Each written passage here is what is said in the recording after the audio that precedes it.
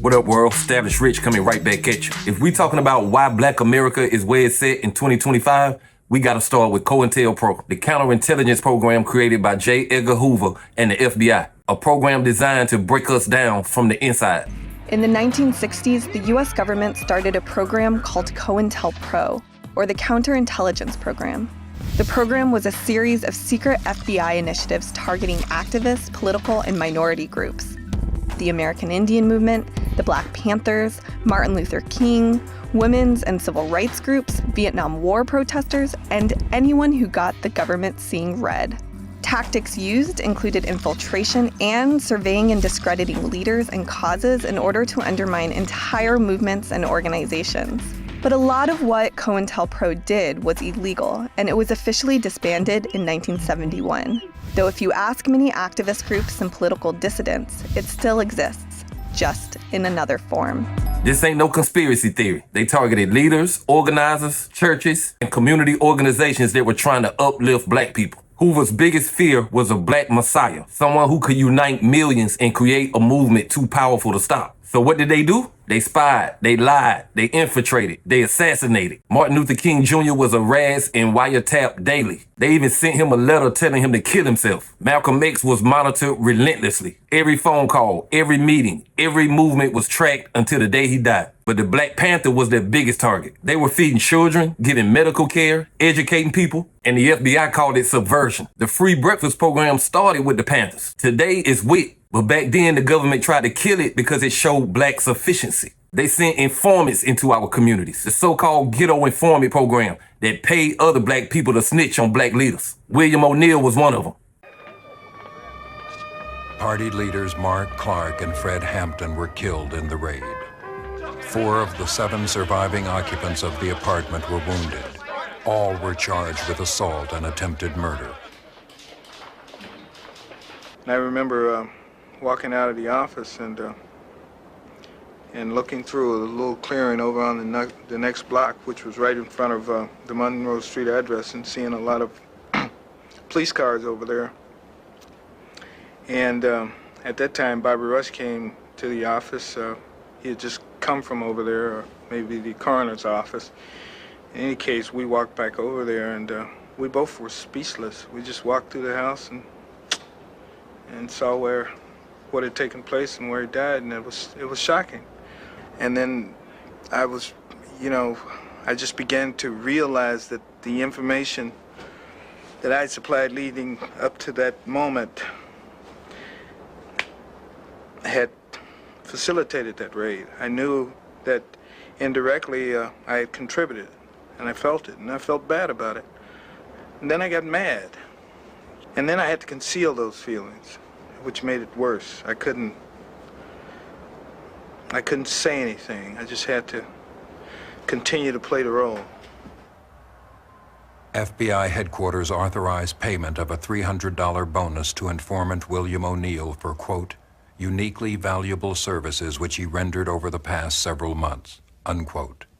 He helped set up the raid that killed Fred Hampton at only 21 years old. They fired over 90 bullets into his apartment while he was sleeping in bed next to his pregnant girlfriend. They knew Fred was special. He was bringing together Blacks, Latinos, and even poor white people. Unity scared Hoover more than anything, and he made sure Fred Hampton didn't live to see 22. But it didn't stop there. They used fake letters to turn Black groups against each other. They created beef between the SNCC, the Black Panthers, and the Nation of Islam. They spread rumors, forged notes, and watched us tear each other apart and not trust each other. And once the beef started, they just sat back and laughed, because once we were divided, we were no longer a threat. They locked up leaders on bogus charges. They criminalized activism, calling it Black extremism. Peaceful or militant, it didn't matter. If you stood up for Black people, you were a target. The FBI claims they ended Cointelpro in 1971. But let's be real, the name changed, but the tactics remain the same. Look at how they targeted the civil rights movement. Look at how they targeted hip-hop in the 90s and 2000s. Surveillance, media smears, police pressure. It's the same blueprint. The only difference is the year on the calendar. This is why Black communities distrust the system, because the system has been at war with us from day one. You can't call it law and order when you using illegal tactics. You can't call it justice when you assassinating leaders in their own bed. And let's not forget the damage they did to our psyche. They made us paranoid of each other, afraid of unity, and suspicious of our own leaders. That was the goal, to make sure we would never trust each other so we couldn't build real unity. Every time we start to rise, something comes to break us. Sometimes it's from the outside, sometimes it's from the inside, but the root is the same. Black liberation has always been a target. And if we don't teach the next generation this, they're gonna fall into the same traps. Imagine if King wasn't hounded into depression.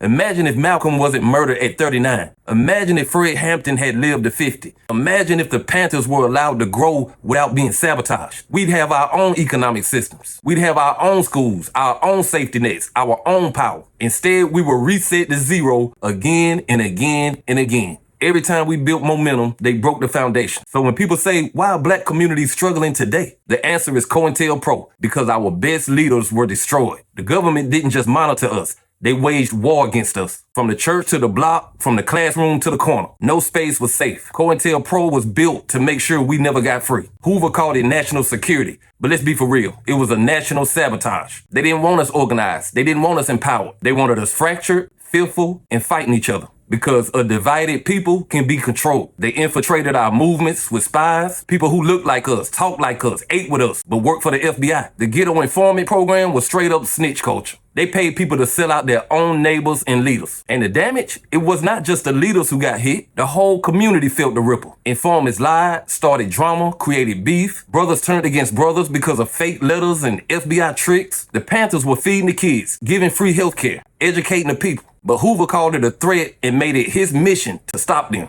Fred Hampton was 21 years old when they killed him. 21, already uniting black, brown, and white working class. They called him a black messiah in their files. The bed, his body coming back like this.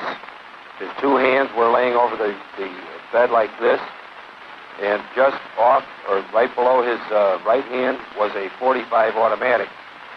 Just a short way away from his left hand was a shotgun. I didn't know if he was, how bad he was injured, so I grabbed him by the left wrist, and I pulled him out onto the door, which had been used as a barricade. I then backed off again. The immediate, violent, criminal reaction of the occupants in shooting at announced police officers emphasizes the extreme viciousness of the Black Panther Party. So does their refusal to cease firing at the police officers when urged to do so several times. This is 2337 West Monroe, described by police as a depot for Black Panther Party arms and ammunition. 14 state's attorney's policemen, led by Sergeant Daniel Groth, found out indeed it was a depot for weapons. After a 15-minute gun battle that cost Illinois Black Panther Party Chairman Fred Hampton his life, Sergeant Groth described the parade as 15 minutes of hell and a miracle. A miracle because not one policeman was killed, a miracle because not more policemen were shot. The firing stopped only when the occupants realized their arsenal was no match for the police arsenal, an arsenal that included a .45 caliber submachine gun and 2 shotguns. 90 bullets fired into his apartment at 4:30 in the morning. That was no accident. That was strategy. Eliminate the leader, destroy the movement. And after that, fear swept through the community. People who dreamed about freedom were starting to wonder if they would be next. Martin Luther King Jr. wiretapped until the day he died. Malcolm X surveilled constantly. Even Elijah Muhammad, even SNCC, even students. Anybody who spoke about uplifting black people was on the radar. And here's the cold part. They didn't just try to stop radicals. They tried to stop any black person with influence, because to them, influence was dangerous. The black voice that could rally people was a threat to America. They even tried to drive Martin Luther King to suicide. A government agency trying to push a man of peace to end his own life. The same system that claims to protect democracy was working overtime to silence black freedom. And they succeeded in ways we still feel today. Our leaders were killed, our movements were crippled, and our trust with each other was shattered. Every time we built the foundation, they blew it up. Every time we tried to rise, they pushed us back down. Look around in 2025. Black communities are still dealing with the results of Cointelpro. We struggle with unity because unity was targeted. We struggle with trust because trust was weaponized. They made sure we associated leadership with danger. And once you teach a community that hope leads to pain, you can control them for generations. This is why our history matters. Because like I said, if we don't teach it, the kids won't be able to notice it when it happens. We can't ever forget what happened with Cointelpro. It wasn't just the 60s. The blueprint still runs today. They target activists online. They watch black organizations. organizations. They monitor hip-hop, same technique, different technology. The goal is still the same, to neutralize black power, to make sure we never rise together as one. Cointelpro wasn't just a program.